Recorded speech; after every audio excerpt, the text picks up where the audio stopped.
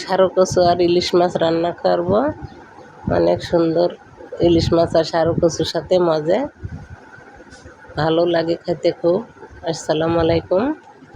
অনেকগুলো সারু কচু নিয়ে এসে, এখনকার বাজারে কচুর দামটা একটু কম আছে, সব জিনিসের তরকারি খুব দাম, তাই কচুরটা আমি এই যে সুন্দর করে আমার বৌমা কুটে দিলে। এখন মাছটাও কুটে দিয়ে নিয়ে আসলাম, হলুদ লবণ মাখিয়ে রেখেছি।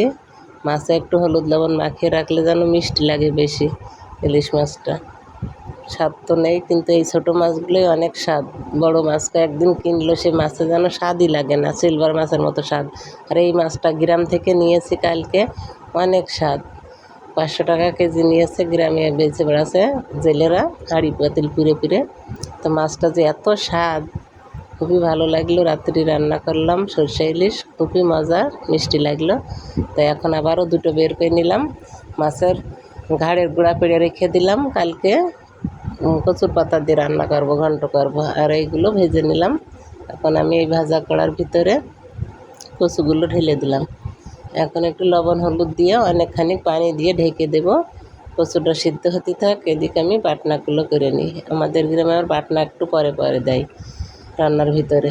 তাই দেখেন সিদ্ধ হতে থাকছে। আমি এখন ঝাল আর রসুন দিয়ে দিলাম বেটে। এরপরে আমি সরষে বাটা দিয়ে ধুয়ে পানি দেবো। এখন কষানো হয়ে গেল, যে কষানো পানিটাও আমি দিয়ে দিলাম এর ভিতরে, ঝোলের পানি। এবার বেশ খানিকটা আবার ফুটতে লাগবে। সিদ্ধ হওয়ার পর আমি এখন ঢাকনা খুলে আগলা করে এখন একে একে সেই ভাজা মাছগুলো সবই কচুর ভিতরে দিয়ে দিলাম। মাছগুলো খুবই সুস্বাদু। এখন ঝোলটা এর সাথে একটু মজতে লাগবে।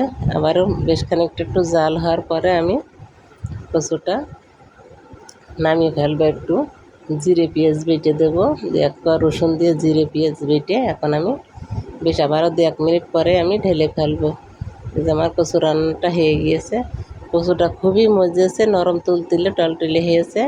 এখন আমি একটু জিরের গুঁড়ো ভাজা ছিল, এই জিরের গুঁড়া একটু ছিটিয়ে দিয়ে নামিয়ে নিলাম।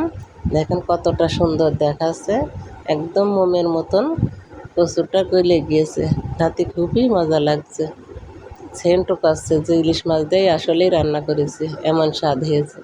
পাশাপাশি একটু আলু ভেজে নিচ্ছি, মানে এক তরকারি দিয়ে খেতে ভালো লাগে না, মনে হয় যেন কিছুই খাইনি, এক তরকারি দেখে জান ভরে না ভাত খালি। তার পাশাপাশি একটু আলু ভেজে নিচ্ছি। অন্য তরকারিও আসলে নেই, আছে ওল আছে, ওল কচু তো একই তরকারি দুটোই, এই জন্য ওল আর আজকে রান্না করবো না। আজকে আমি এই কচুর তরকারি আর পাশে আলু ভেজে নিচ্ছি।